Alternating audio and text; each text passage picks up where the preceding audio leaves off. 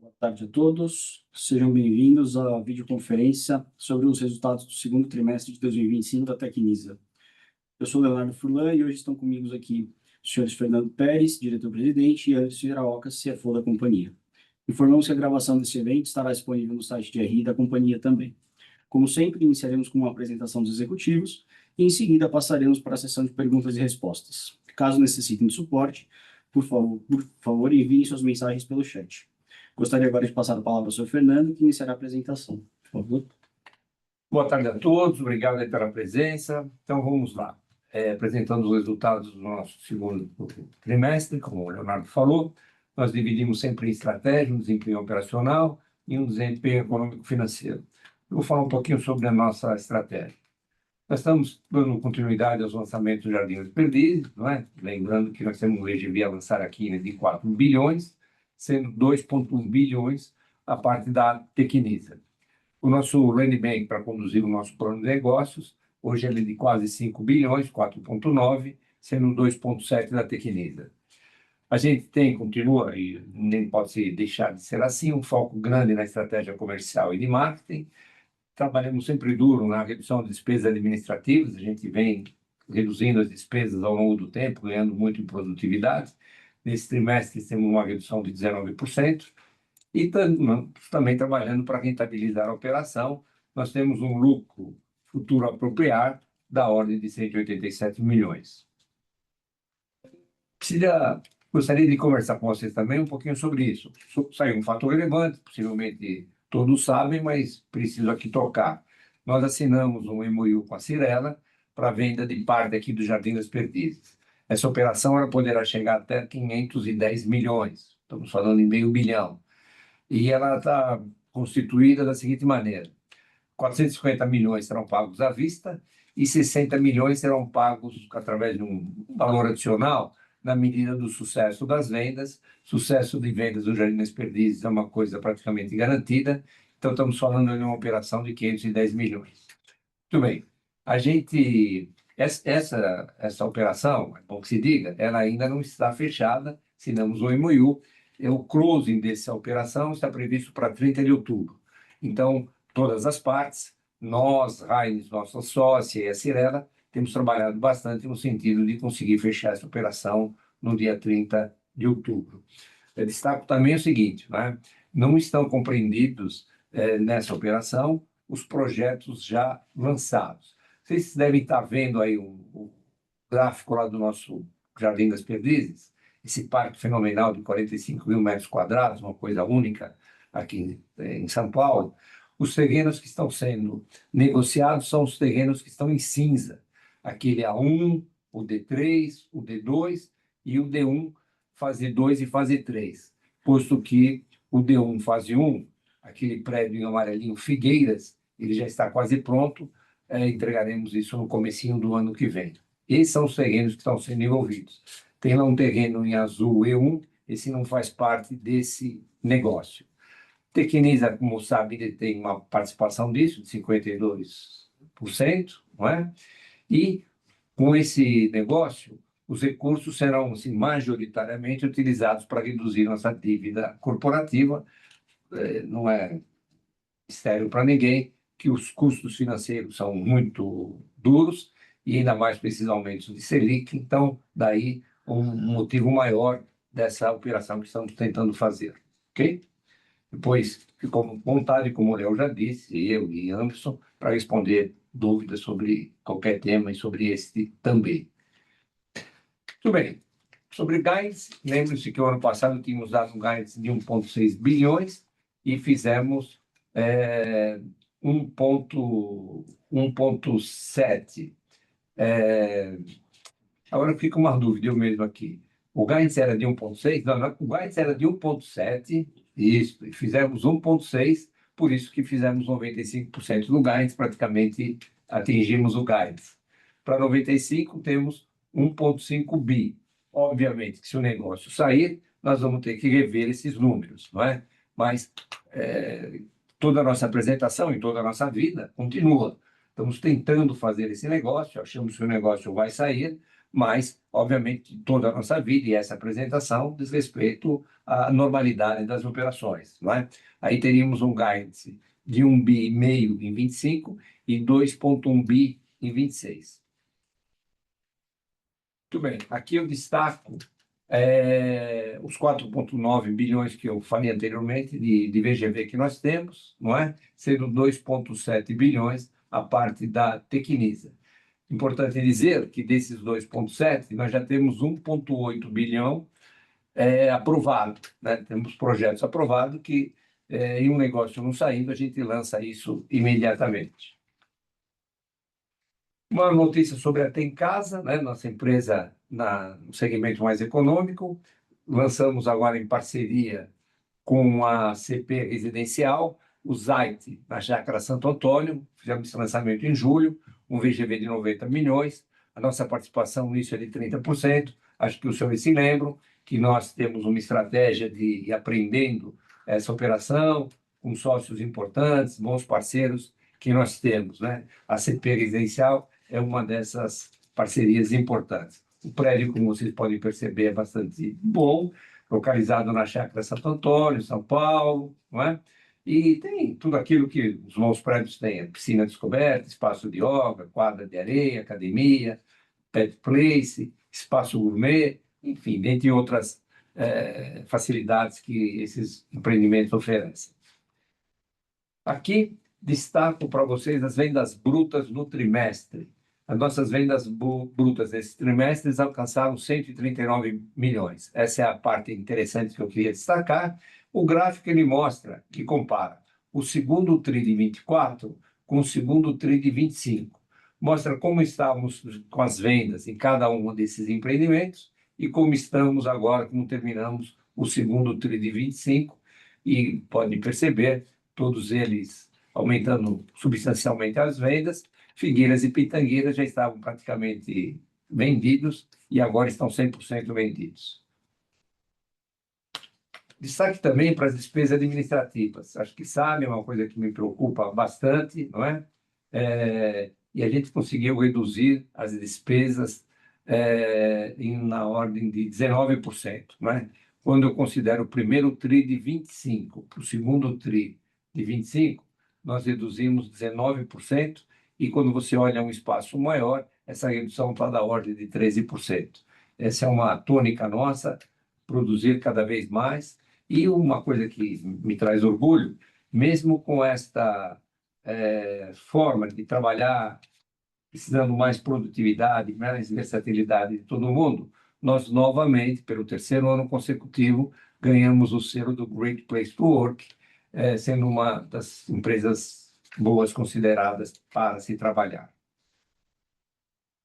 Aqui destaco o lucro futuro apropriado. Como sabemos, a gente só pode ir apropriando os lucros na medida que a obra anda, e isto, não fosse isso, nós já teríamos resultado positivo, né? Nós dependemos do andamento das obras para chegar nesse resultado positivo, trabalhamos duramente para isso.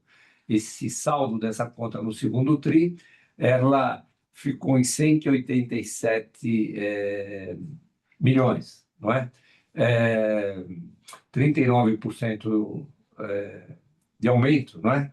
39% de margem bruta apropriada. 39% da margem bruta apropriada, isso, 39%. Mas queria destacar o seguinte: no Jardim das Perdizes, na próxima lâmina a gente dá destaque só para o Jardim das Perdizes, essa margem já chega a 46%. Nos outros a margem é menor, uma margem ainda boa, 26%, mas é menor. Eu sempre destaco aqui no Jardim das Perdizes, sempre digo a mesma coisa: é o lado bom da coisa ruim. A coisa ruim, fomos ter tido 8 anos de problema, de CEPAC, falta de leilões, ficamos emperrados, porém, os terrenos foram comprados há bom tempo, e isso faz com que hoje tenhamos margens muito boas. Uma tendência, a gente chegou a falar em 46%, e estamos caminhando a passos largos para que cheguemos nisso. Muito bem, essa é a minha parte. Agora eu peço que o meu colega Anderson, que é o nosso CFO, prossiga na apresentação. Por favor, Anderson. Muito obrigado, Fernando. Boa tarde a todos. Então, iniciando aqui a parte de desempenho operacional, as vendas agora olhando na participação Tecnisa, fecharam o segundo trimestre em 84 milhões, praticamente em linha com o primeiro trimestre. Então, mantivemos a performance, sendo que o estoque foi menor. Então, de modo que a VSO teve até um aumento de 1,2 pontos percentuais, finalizando o trimestre em 13%, ainda que o cenário seja bem desafiador por conta aí de todo o cenário de juros, a incerteza da economia. Então, consideramos aí uma performance boa. Embaixo a gente enxerga as vendas líquidas, então, quando se desconta aí os extratos do trimestre, fechamos em 64 milhões, também alinhado ao primeiro trimestre de 2025. Comparado a 2024, a comparação acaba não sendo muito efetiva, porque a gente teve lançamentos no segundo TRI de 24. E esse ano a gente não teve, até muito por conta da operação que a gente está fazendo, como já mencionado pelo Fernando. Isso que eu ia dizer, Anderson. Só não tivemos lançamentos porque, como assinamos esse MOU, nós paramos os lançamentos. Então, já teríamos feito um lançamento em maio e um outro em agosto. Nesse próximo slide, eu falo um pouquinho sobre o estoque, que fechou o segundo trimestre em 596 milhões, sendo que apenas 6% refere-se a unidades concluídas, o que é muito positivo, significa que a gente está entregando projetos muito bem vendidos. E isso minimiza aí custos relacionados a IPTU, economia, manutenção da unidade, e também demonstra que assim que a gente entrega os rendimentos, a gente já consegue fazer a geração de caixa com o repasse das unidades. À direita, a gente consegue observar a distribuição geográfica, que está majoritariamente em São Paulo, muito pouca coisa fora de São Paulo, apenas 3%. E, em termos de estágio de obra, 94% são obras em construção. Aqui, a gente dá o destaque do projeto que entregamos aí no trimestre, o Raleigh dos Pinheiros, localizado em Pinheiros, possui uma torre com 110 unidades, 45 estúdios e 2 lojas. Tá? São 166 milhões de VGV, 100% Tecnisa, apartamentos aí de 77 a 86 metros quadrados, estúdios que vão de 26 a 34 e 2 lojas. Tá? E vários benefícios e comodidades para os nossos clientes e proprietários aí desses apartamentos, como bike studio, endless pool, beach tennis, estações de trabalho privativas, workpods e plantas muito bem aproveitadas. Agora passamos para a parte econômica e financeira. No trimestre, a gente teve uma receita líquida de 84 milhões, aqui incluindo os projetos em equivalência patrimonial, de Jardins Perdizes, inclusive. Acabou sendo pior ou menor do que o primeiro TRI de 25, porque no trimestre acabamos reconhecendo um reorçamento. A gente fez um grande trabalho aí, atento em relação às dificuldades que todo o setor vem enfrentando com mão de obra. A gente fez uma revisão de cronogramas e readequamos alguns prazos. Isso acabou culminando aí com uma necessidade de reorçamento por conta de custos indiretos. Com isso, a gente acabou tendo uma receita menor no segundo trimestre. No acumulado do ano, fechamos em 202 milhões de receita, mas o que eu quero dar um destaque aqui embaixo é o lucro bruto ajustado, que apesar desse reorçamento, vejam que a margem bruta ajustada teve um aumento de 15% no primeiro semestre de 2024 para 18% no primeiro semestre de 2025, um aumento de 3 pontos percentuais. Isso demonstra como cada vez mais o Jardim das Perdizes vem trazendo resultados mais positivos para a companhia. No próximo slide, eu apresento o cronograma de recebíveis e o cronograma de vencimento da dívida. Como vocês podem observar, a gente tem 621 milhões em recebíveis até 2029, sendo que no curto prazo, entre 2025 e 2026, somam 384 milhões. Já quando a gente olha as dívidas que a gente tem vencendo entre 2025 e 2026, falamos em 329 milhões, então a gente tem uma situação aí adequada para fazer frente a essas obrigações. E lembrando que a gente ainda tem 596 milhões de estoque para fazer frente às dívidas de longo prazo, né, a partir de 2027. Na média, a gente tem uma dívida corporativa com praticamente 2 anos de prazo. Nesse slide, a gente apresenta os resultados em si. Então, resultado líquido, 59 milhões de prejuízo no segundo trimestre, muito por conta do orçamento que eu já comentei e do aumento dos custos financeiros, com o aumento da taxa Selic. E, em contrapartida, a gente teve um aumento, ou, na verdade, a gente chegou a um lucro bruto apropriado de 187 milhões, que vai sendo reconhecido ao longo dos próximos trimestres com a execução das obras.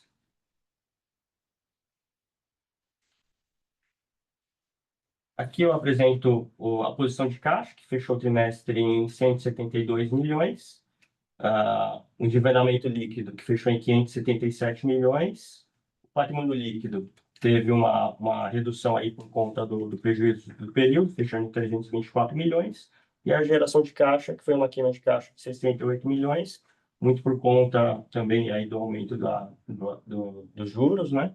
E algumas entregas que acabaram sendo postergadas, né? Como comentei, a gente fez uma revisão aí desses cronogramas. Mas a início gente de tem- obra também, né? e início de obras também que a gente teve, conforme a gente lançou no ano passado 3 projetos em Perdiz, e eles têm avançado bastante e com isso também isso acaba consumindo caixa. Mas eu quero dar um destaque que nos próximos trimestres a gente tem várias entregas por fazer. Então, nesse próximo slide, observem que a gente tem recebíveis aí de repasse até o segundo trimestre de 26, que somam 326 milhões. Então, isso também deve ajudar bastante na melhora do nível de alavancagem da companhia. Então, com isso, eu finalizo a apresentação de resultados e me coloco à disposição para perguntas.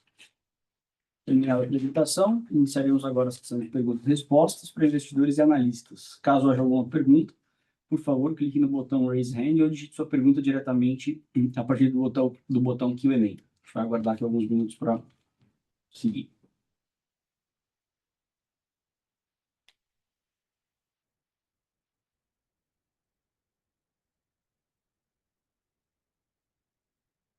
Bom, nenhuma pergunta, então a gente finaliza o call aqui e ficamos à disposição para qualquer dúvida eventual. Obrigado, pessoal. Obrigado, boa tarde. Obrigado, boa tarde.